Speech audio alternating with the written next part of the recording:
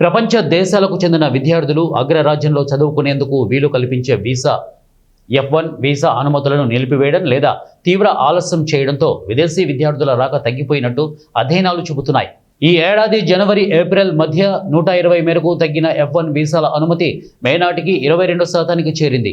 June వివరాలను ఇంకా వెల్లడించలేదు. అయితే జూన్ నాటికి F1 వీసాల అనుమతులు 90% తగ్గిపోయి ఉంటాయని నిపుణులు చెబుతున్నారు. ఇక విదేశీ విద్యార్థుల రాక ఆగిపోవడంతో 61,703 కోట్ల పైచిలుకు రాబడి నిలిచిపోయినట్టు తెలిపారు. అదే సమయంలో స్థానికంగా కాలేజీ ద్వారా లభించే ఉపాధి, ఉద్యోగాలపై కూడా ఇది ప్రభావం చూపిస్తోందని పేర్కొన్నారు.